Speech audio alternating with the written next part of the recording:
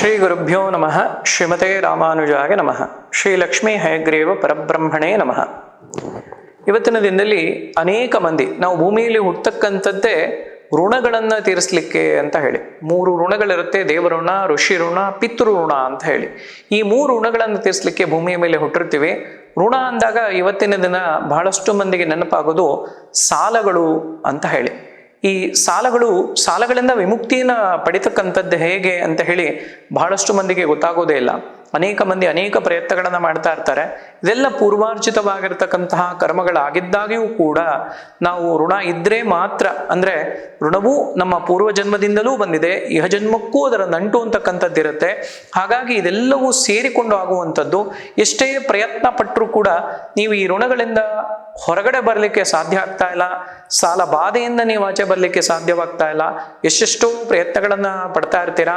ಒಂದು ಕಡೆ ಆದ್ರೆ ಇನ್ನೊಂದು ಕಡೆ ಸಾಲ ಆಗುತ್ತೆ, ಇನ್ನೊಂದು ಕಡೆ ಮತ್ತೊಂದು ಕಡೆ ಆಗತ್ತೆ. ಆದ್ರೆ ಇದಕ್ಕೆ ಯಾವತ್ತೂ ಮುಕ್ತಿ ಅನ್ನೋದಿಲ್ವಾ? ಇದನ್ನು ಹೇಗೆ ನಾವು ಇದರಿಂದ ಹೊರಗಡೆ ಬರ್ತಕ್ಕಂಥದ್ದು? ತಿರುಪತಿ ವೆಂಕಟರಮಣನೂ ಕೂಡ ಕುಬೇರನಿಂದ ಸಾಲವನ್ನ ಪಡೆದಿದ್ದ. ಹಾಗಾಗಿ ಅಂತಹ ಸಾಲವನ್ನ ಅವನು ಇವತ್ತೂ ಕಲಿಯುಗ ಮುಗಿಯುವವರೆಗೂ ತೀರಿಸ್ತಿದ್ದಾನೆ, ಬೆಟ್ಟದ ಮೇಲೆ ನಿಂತು ಅಂತ ಹೇಳ್ತೇವೆ. ಇಂತಹ ಒಂದು ದೇವರು ಕೂಡ ಸಾಲವನ್ನು ಮಾಡಿರುವಾಗ ಸಾಮಾನ್ಯ ಜನರ ಪರಿಸ್ಥಿತಿ ಹೇಗೆ ಅಂತ ಹೇಳಿ, ಅದಕ್ಕೋಸ್ಕರವಾಗಿ ಈ ಒಂದು ಋಣ ವಿಮೋಚನೆಗೆ ಅನೇಕ ಕ್ಷೇತ್ರಗಳಿಗೆ ನಾವು ಹೋಗ್ತಾ ಇರ್ತೀವಿ. ಬಹಳ ವಿಶೇಷವಾದಂತಹ ಕ್ಷೇತ್ರವೂ ಕೂಡ ಇದೆ.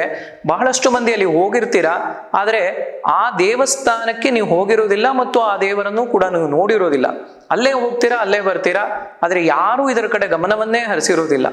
ಇದು ಬಹಳ ವಿಶೇಷವಾದಂತಹ ಒಂದು ದೇವಸ್ಥಾನ.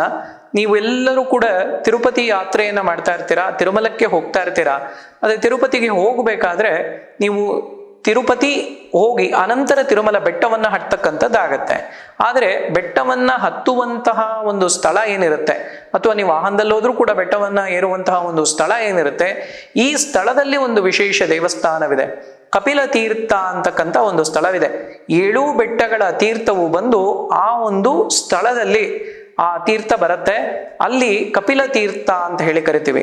ಅಲ್ಲಿ ಕಪಿಲೇಶ್ವರನ ದೇವಸ್ಥಾನವೂ ಕೂಡ ಇದೆ. ಒಂದು ವಿಶೇಷ ಶಿವನ ದೇವಸ್ಥಾನ ಬೆಟ್ಟದ ಕೆಳಗಡೆಯೂ ಕೂಡ ಇದೆ. ಕಪಿಲೇಶ್ವರ ಸ್ವಾಮಿಯ ದೇವಸ್ಥಾನವಿದೆ.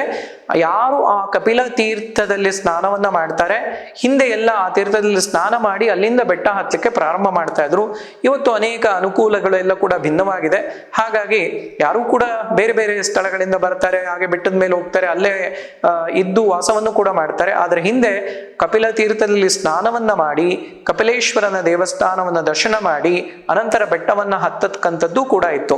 ಅಲ್ಲಿ ಒಂದು ವಿಶೇಷ ದೇವಸ್ಥಾನವಿದೆ.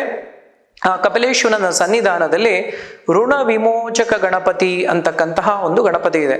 ಬ್ರಹ್ಮ ವೈವರ್ತ ಪುರಾಣದಲ್ಲಿ 32 ಗಣಪತಿಗಳ ಉಲ್ಲೇಖವನ್ನ ಮಾಡ್ತಾರೆ. ಅದರಲ್ಲಿ ಈ ಒಂದು ಋಣ ವಿಮೋಚಕ ಗಣಪತಿಯ ಉಲ್ಲೇಖವೂ ಕೂಡ ಬರುತ್ತೆ. ಋಣ ಅಂದ್ರೆ ನಾವು ಪೂರ್ವಜನ್ಮದಿಂದ ಮಾಡಿರ್ತಕ್ಕಂಥ ದೇವಋಣ, ಋಷಿ ಋಣ, ಪಿತೃ ಋಣ.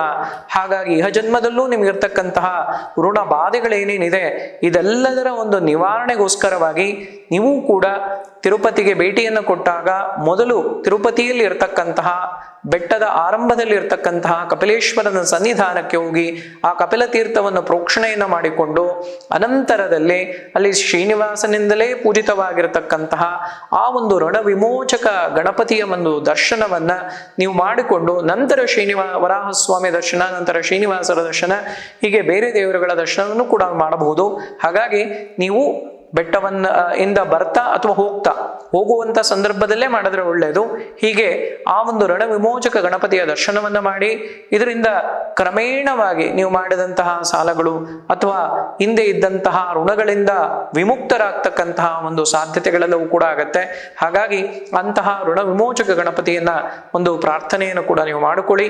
ಏನಾದರೂ ನಿಮಗೆ ಅವಕಾಶ ಸಿಕ್ಕಾಗ ಖಂಡಿತವಾಗಿ ಹೋಗಿ ಆ ದೇವರ ದರ್ಶನವನ್ನ ಮಾಡ್ಕೊಂಡು ಬನ್ನಿ. ಇದರಿಂದ ನಿಮ್ಮ ಋಣಗಳೆಲ್ಲವೂ ಕೂಡ ಬಿಡುಗಡೆಯನ್ನು ಹೊಂದತಕ್ಕಂಥ ವಿಶೇಷ ಯೋಗವಾಗತ್ತೆ ಅಂತ ತಿಳಿಸ್ಬೋದು. ಸಮಸ್ತ ಸನ್ಮಂಗಳಾನಿ ಭವಂತು.